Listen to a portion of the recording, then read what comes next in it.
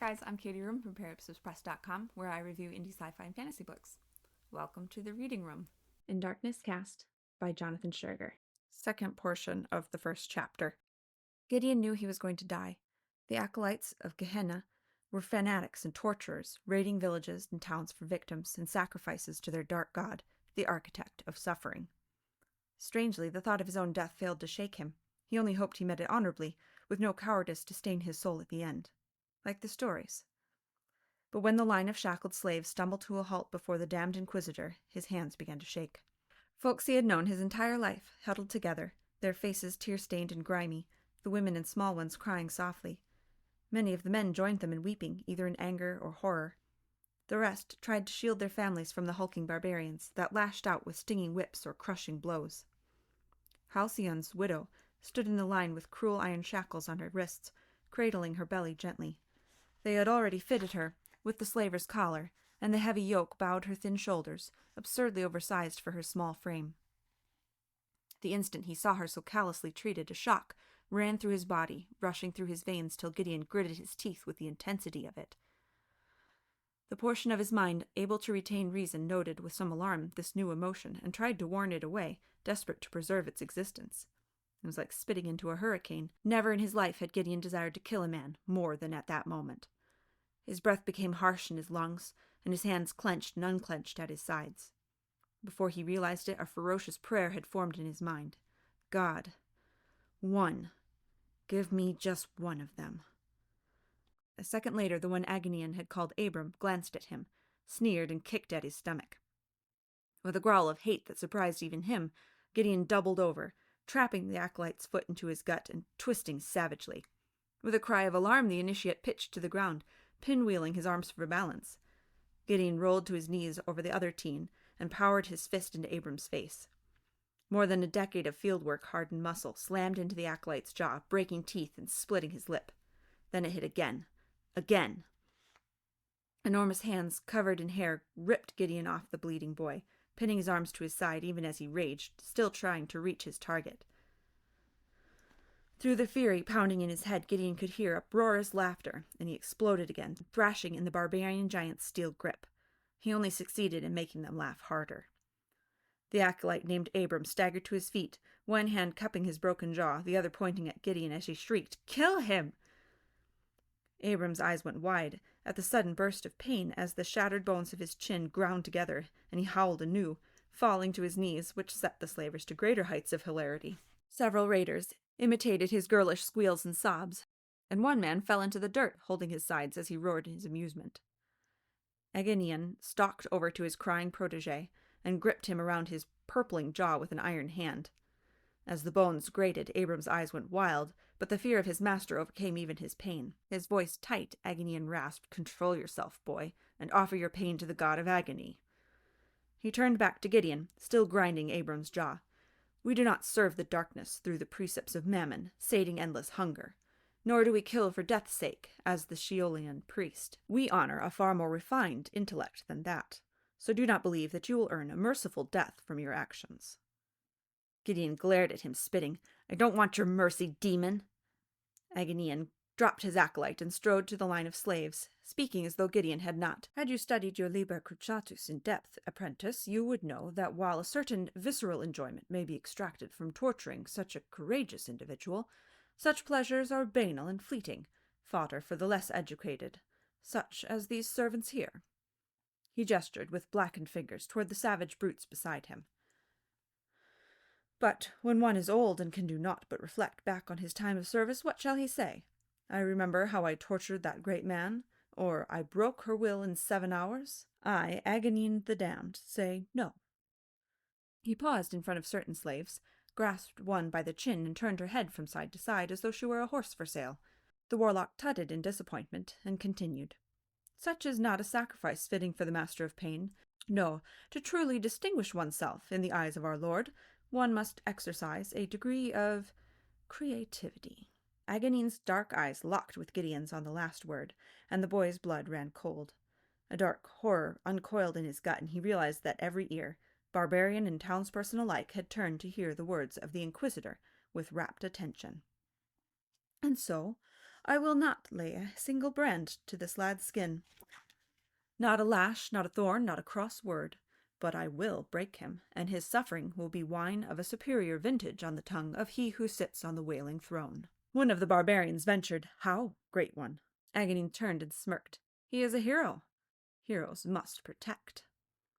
With a striking motion quick as a viper, Aghanim spun, jerked Talia Halcyon out of the line, and slammed a clawed hand into her lower belly, penetrating, lifting, and crushing with the blow.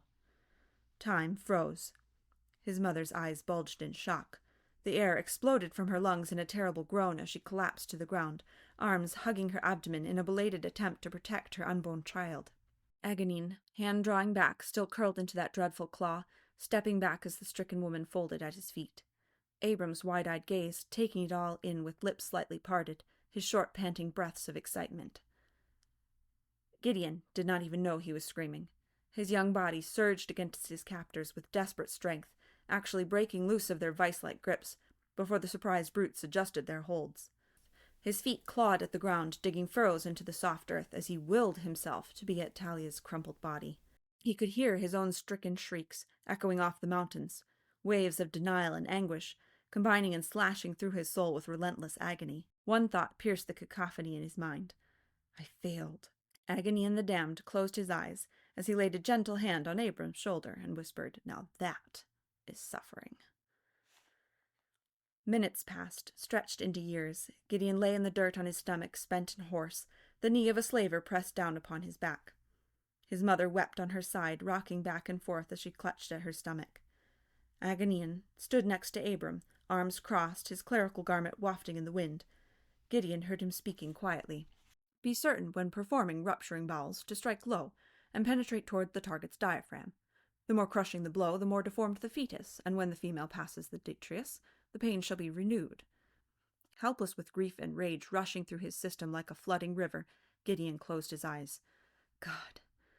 The single word was so choked with betrayal it hurt. It was an effort to think it. How can you allow this? Aghanim took a step back, then forward, thrusting the clawed hand as Abram awkwardly copied him. I thought you could see. I thought you would know. Why can't you stop it? The widow rolled onto her back, sobbing into the sky. Gideon clenched his eyes shut, unable to watch her anymore as he thought one last forbidden thought. Do you even care? He instinctively banished the unfamiliar thought, but it rushed back, battering his faith with the evidence before his eyes. He had been taught his whole life that the Father cared. All the stories said so. A traitorous, blasphemous voice whispered to him, Would a caring God allow this? Gideon groaned. The urge to give in overpowered him. Face it, the stories were wrong. There is no all-powerful, invisible fairy of a god standing ready to save you from evil. Gideon shook his head in weak denial at the insistent voice. Look, this is what the gods do. While you pretend to be a hero and pray to the nothing in the sky, this is where true power lies. Embrace it or live under its heel. There is nothing else. And for a terrible instant, Gideon wavered. To believe, or not to believe. To cast aside a life's worth of faith and embrace this reality, or hold true to some deluded, fanciful, naive notion that God cared. I refuse. Within his shattered soul something hardened, as though an emotional jaw clenched in determination. I will not accept that this is all there is. I will believe you, Father. Save us. Aghanim considered the day and felt a warm glow of satisfaction with the results. Abram had learned many valuable lessons. He would be ready to join the Inquisitorial Scholastica soon. Suffering had been dealt both in quality and quantity. Gehenna's unholy name had been written in blood, wrenched out of sacrificial victims in screams and praised under the open sun. Yes, a good day. Aghanim turned to his second to order the slaves moved out when he hesitated. The words died in his mouth as he detected something subtle, infinitely subtle, foundational. Something had just shifted. He glanced at the boy on the ground. Seconds ago his eyes had held the look of the crushed, broken, and defeated. Aghanim's victims all looked that way when he finished with them. Not any more with this one. The boy's gaze was expectant, as if anticipating something. A distant tremor moved through the air, kicking up a small gust that whispered past his ears. A rumble sounded in the distance, from the west, and Aghanim turned quizzically toward the sound. One of the stars over the mountain seemed brighter, almost as if it were approaching. He glanced back at the boy and met the cold fury in his emerald eyes. The young man had the look of a wronged man, watching a prisoner meet his fate at the headman's axe. And certainly sank its claws into him for an instant, and he shook it off angrily, breaking away from the grim judgment in that look. The chieftain Rosh came to him, something like fear in his eyes. "My lord?" "I am no superstitious savage swayed by tricks of the weather." Agonian sneered at the man. "It is nothing more than wind and thunder. Cinch your loinstraps tighter or find me a man to lead." The brute bristled at the insult, but sullenly stepped away. Another rumble, an explosion this time, louder, closer. Agonian squinted at the strange star. It was glowing brighter. What in the name of the three thrones is that? And larger. That is not a star. In the blink of an eye, a mountain, burning with hellish fury, barreled overhead, ripping the very breath from their lungs with the force of its passage, leaving a long trail of fire behind. An enormous thunderclap shook the insides of every human being beneath as the air rushed back in its wake, the two fronts crashing together like two mighty armies on the charge. The falling mass roared as it fell, zeroing in on its diminutive counterpart still rooted in the earth. With a titanic collision, the comet smashed into the mountain, shearing half of the stalwart peaks off completely and powdering the remainder. It punched straight through, impacting on the ground beyond the mountain, and throwing every man standing to the earth. The two barbarians had been standing on Gideon's shoulders with their boots, one with his knee on Gideon's back. When the earth bucked beneath them, however, it hurled them from their feet and into a pile of stone masonry nearby, cracking their skulls silently. The quake did not discriminate between inquisitors or slaves, but cast them all down in its rage. The ruin of their mountain protected them from the fury of the burning meteor, deflecting the destructive force and causing it to flow over and around the village, though it howled like the battle cry of God himself. The shaking and roaring continued for long seconds, unmanning the burliest warrior, and caused them all, savage and slave alike, to clutch one another and cry out. Of them all, only two were without fear. Agonian snarled as he lay prone, gripping the rebellious earth in an attempt to stabilize his position. The second was the boy. Agonian glanced at him sharply in the cacophony, and though the lad clutched at the ground to steady himself, his fierce gaze never left the helpless inquisitor. Once he knew that Agonian saw him, his lips moved silently amidst the destructive cacophony around them. "I asked for this." Agonian glared back, teeth bared, clawed hands clutching the ground. It would take more than an assault of the sky to fell Gehenna's mightiest servant. As suddenly as it began, the noise and shaking stopped. The silence itself was almost as deafening as the blast. A thick curtain of dust hung in the air, obscuring the warlock's vision and clogging his throat. Coughs and cries for help echoed in the gloom. One of his warriors tried to stand, but his knees failed him, weakened by the trauma, and he fell back to the earth. So they remained on the ground, breathing hard, calling out to various heathen gods and trying to regather their strength. 30 mighty warriors and an inquisitor, reduced to the level of the slaves, unable to stand, lying or kneeling in various abased positions. It was unconscionable. It was not right. Crunch, crunch, crunch, crunch.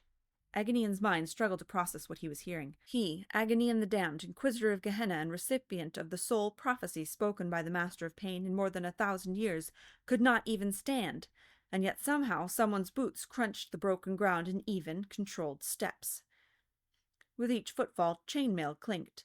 A slight cough echoed through the gloom, along with a casual clearing of the throat. Agonian lifted himself to his knees, managing to get one foot beneath him. Unholy spirits writhed in his flesh as he dragged strength from them and poured it into his limbs. Familiar nausea wrenched his gut, and the shock of it caused him to fall to his knees yet again. As he knelt, a shadow appeared in the fog. The first thing he saw was black. Agonian's eyes were irresistibly drawn to the darkness that wrapped around the man's form in fading tendrils, rendering him ghostly, ethereal, a shade. With an effort, the Inquisitor blinked and refocused, realizing that the darkness wreathing the stranger was nothing more than black chainmail, so black that all light that fell onto its surface could not reflect, could not escape. The second thing Agonian saw were his eyes. They were a light blue, like ice from the northern regions, so cold and intense that they seemed to be afire. They pierced everything they saw, and when they fell upon him, Agonian felt himself almost impaled upon the spear of his regard. Wresting himself away from the power of the man's stare, Agonian noticed other features. A single weapon, a curved blade, rested in a black sheath across the man's shoulders. His white hair fell to the middle of his back, gathered with a clip depicting a stylized raven. His hands and feet were sheathed in the same dark mail as his body, and a simple hooded black cloak hung from his shoulders, halting at mid-calf. The man stopped a few yards from the assembly. His eyes flickered like hidden flames, and they continuously wandered over the landscape, like an animal out of its lair surveying its surroundings. A bird chirped nearby, and the stranger's head cocked slightly to the side, almost quizzically. The sight of this behavior bled away the weakness in his knees, and Agonian rose to his feet, gathering his poise and power to him with a simple gesture. On his own feet, in the quiet aftermath of the devastating assault, the dark stranger no longer seemed a threat. Agonine had seen such behavior in new acolytes, as they entered the dungeons of Hinnom for the very first time, wide eyes taking in every fresh detail, trying to fit themselves into the surreal strangeness around them. This man did the same. Agonine grunted in amusement as his men rose around him to face the newcomer. He turned to the prone boy and rasped, "This is what you asked for?" Chuckling harshly, he turned back. The stranger was gone. Agonine blinked. Where did he... A low crunch sounded from his right, and the Inquisitor turned to see a huge, bare-chested warrior named Eric sag to his knees, eyes dulling, blood spilling from his mouth. His spear was missing. What? A malicious whisper slashed through the air just by his ear, and he jerked away instinctively as the crump of collapsing armor and a grunt exploded from his left. Another of his men clutched in horror at Eric's spear, now protruding from his own abdomen and pinning him to the ground like an insect ready for examination. Agonian glanced around furtively. There was nothing there. Rosh reacted first. "To the horses!" he roared, the veins standing out in his neck, and the barbarians bellowed in response, trying to banish their fear with rage. In a milling horde, roughly 20 burly slavers rushed for their animals, miraculously still tied to their posts and terrified. Abram tried to run with them, but Agonian slammed a hand onto his shoulder. His milky eyes narrowed, trying to pierce the fog. He rasped, "No, apprentice. Watch first." A swift-footed tribesman named Ord broke free of the pack by a good 10 yards and launched himself onto his horse with a single leap. It was an impressive jump, one very few warriors could repeat, and the heart of every slaver who saw him lifted at the sight of Ord rearing his horse back, axe slicing through the air in defiance. Until the stranger killed him. Agonine saw it happen. Ord was still rearing back in his saddle when a dark shadow leapt up toward him. Ord could not even scream as the stranger arced over him like a raptor from Nightmare, over the rearing horse's head, and ripped the man out of his saddle by his throat. The killer landed in a crouch and slammed Ord's skull into the ground with a thud, fracturing the back of the man's skull and pulping his brain. The slavers were only just beginning to arrest their forward momentum, because no one can do that, when the stranger darted forward and snatched Krill away into the fog, leaving only the man's screams with them. At his side, Abram's breath came short and fast, and for once, Agonian did not fault him. This invader killed his men with the ease of a hawk slaughtering doves. They had not just failed to scratch their murderer, they had yet to swing a weapon. Several warriors made as though to pursue into the fog, but Rosh barked hoarsely, "No, stay together, by the gods, or he'll kill you one by one." As if to punctuate the chieftain's command, Krill's screams abruptly ended. The warriors instinctively drew together in a circle, eyes darting everywhere as the fog seemed drawing closer. Seconds were passing, each one dragging out for an eternity as they strained their eyes, their ears, their minds, for any sign, anything, that the killer was nearby. All Agonian heard was dark laughter. Gideon sprawled on the ground within yards of the Gehennan warlock. The Inquisitor and his protege remained frozen in place, only Agonian's lips working as he intoned blasphemous incantations. He was as blind as the rest of them. He could barely see the group of frightened barbarians as they slowly circled, desperate to find their killer. One of them, the big one called Rosh, bellowed into the dense fog, trying through savage bravado to banish the phantoms he saw in the clinging mist. Patience. Gideon froze.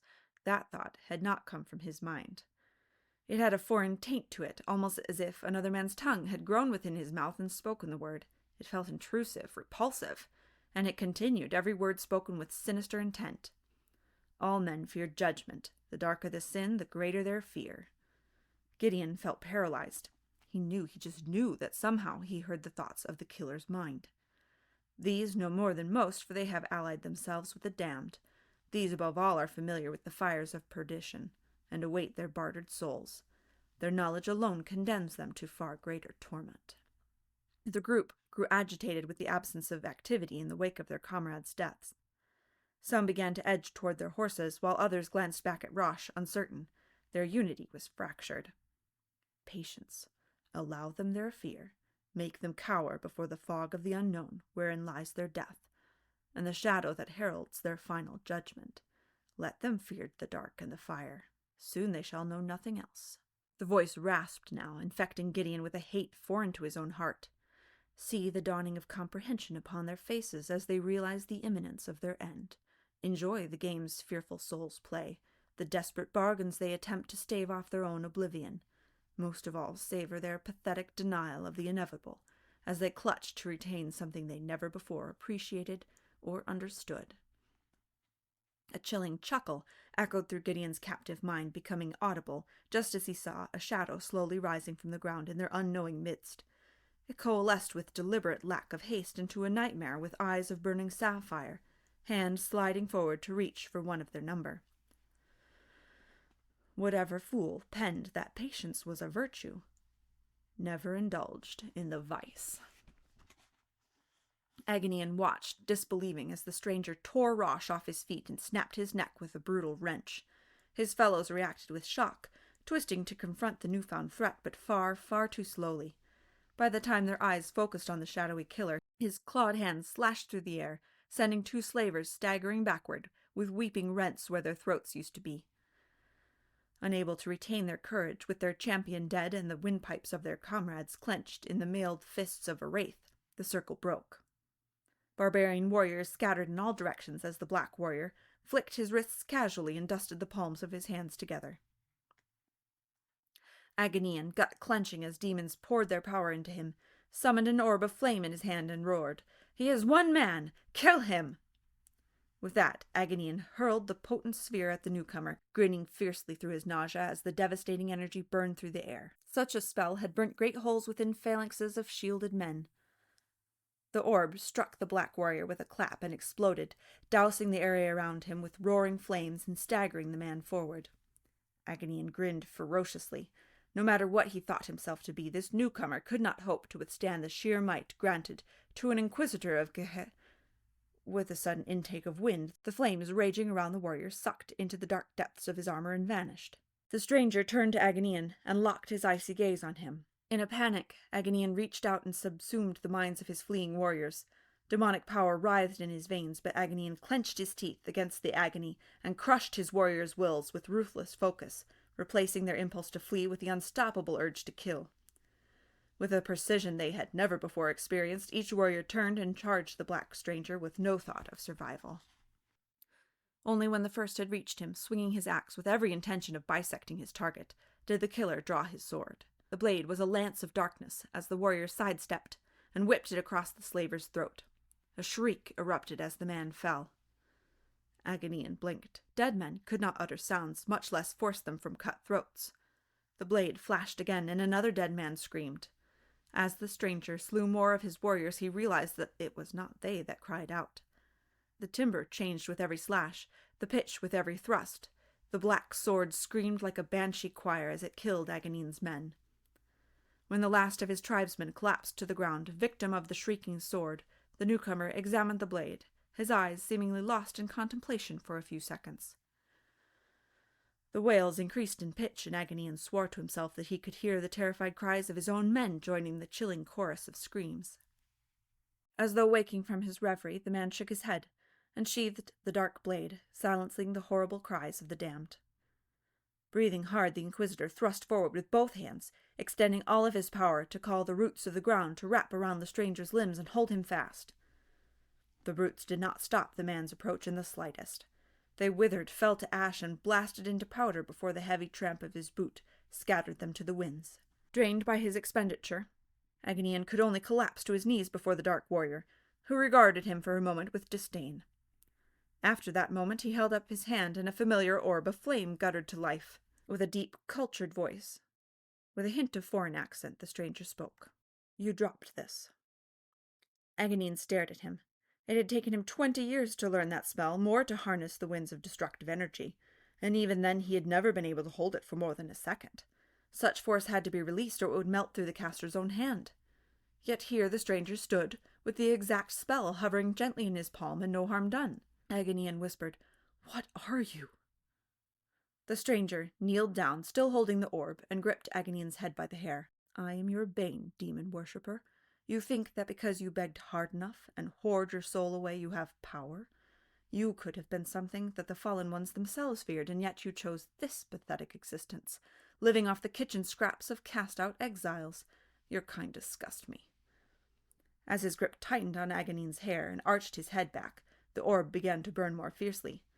"I find it despicable that vermin such as you infests this world, filling it with your submission." The sphere was spinning fiercely now, its light flashing across Agonian's face as a charging sound began to build. Agonian stared at it with horrid fascination, waiting for it to overload with the power being dumped into it, but it continued to build until a miniature sun blazed in the palm of the man's hand. With undisguised hate, the stranger growled, "I am judgment, I am extinction, I am Ashkelon, the last Avala, and those abominations you pray to, I prey upon." In the instant before he thrust the supercharged sphere into Agonian's chest, a single thought, a memory of a prophecy, flashed through Agonian's mind, existing for less than a second as his body ignited from the burning torrent, boiling his blood to steam. "You will see power." Gideon squinted against the churning maelstrom of fire engulfing the Inquisitor. His skin felt the heat even from this distance, yet the black silhouette stood unmoving, stark against the screaming inferno at his feet. By rights, the man should have been unconscious from the agony already. High pain tolerance, Gideon thought grimly. Without warning, the burning warlock lurched to his feet, limbs wheeling about him in flames, and dashed into the hills, vanishing into the dust, until all that remained of him were his cries of horror. Without a word, their savior, the man calling himself Ashkelon, turned and walked away. Grunting against the pain in his side, Gideon limped as fast as he could to catch up to the taller man. "Thank you, Lord, for saving us," he called out. The stranger stopped and turned. Ice-blue eyes knifed into Gideon as the silhouette regarded him, almost as a lion with a kill might regard a coyote. "What makes you think I saved you?" Gideon blinked. Of all the responses he had imagined, that was not it. Ashkelon cocked his head to one side. "Your village has been annihilated, and the vast majority of your men are dead. The remainder are either too old, too young, or too cowardly to be of any use. Your crops are ash in the wind, and your animals are dead or fled." He pointed. "From the height of the 6 stalks of grains that survived, I would assume you are a month away from harvest, or would have been. What part of this constitutes salvation for you?" Gideon opened his mouth, then closed it. The stranger arched an elegant eyebrow. "I am waiting." Stubbornly, Gideon jutted his chin forward. "We are still free. We have you to thank for that." The man glanced around pointedly. Fires raged on bare earth from the sorcerous conflict. The bodies of farmers and barbarians mixed where they fell on the ground. The fields were black where they did not still burn, and the air choked with ash. It looked like a volcano had gone off. Gideon swallowed hard. Ashkelon looked back and smiled. "You're welcome." He turned to leave, but Gideon called out, "Can you not stay and help us, hero?" Pausing, the stranger shook his head slowly, disbelievingly. "Your definition of heroism is as skewed as your perception of salvation, if you believe I am such a person. Again, boy, I did not come here to save you." Gideon persisted. "But you did." The stranger grunted. "In passing, perhaps, I prolonged your miserable lives long enough to starve or freeze in this wilderness. Such is the reward of freedom, I suppose. You had best enjoy every second." Gideon had trouble understanding half of the words the man said, and the accent made it worse. Stoically, Gideon repeated, "Help us, please." "I will not. The sparing of peasants' lives as a result of a minor indulgence in killing a demon worshipper does not confer responsibility upon me to sustain those lives. I came here to seek out the great heroes of your world and engage them in conversation." This last he said with a sardonic smile. Gideon blinked. "We have no heroes." Ashkelon chuckled. "I've been here less than 10 minutes, and seen a stripling make demands of a dark sorcerer for the sake of his people after surviving a slaver's raid commanded by a man under the sway of the powers of hell. I believe that the law of averages dictates that there be others like you." Gideon was almost shaking with his need to get this man to help. The stranger sighed. "Very well, take your people and walk that way." He pointed east.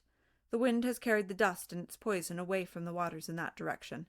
Many of the animals will also have fled in that direction and likely congregate at the water there. Your journey will be arduous, but leave the injured and the old, and you should survive." Gideon glared at him. "We will not do that." The sorcerer smiled. "Then die. I do not care either way." He turned away and began walking, iron-shod boots crushing the ash beneath his feet. Gideon squinted. "That's the other way, the opposite direction of what you told us." The stranger did not even turn.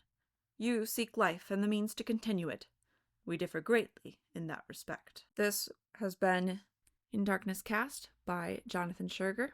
If this sounded interesting to you, I encourage you to check it out.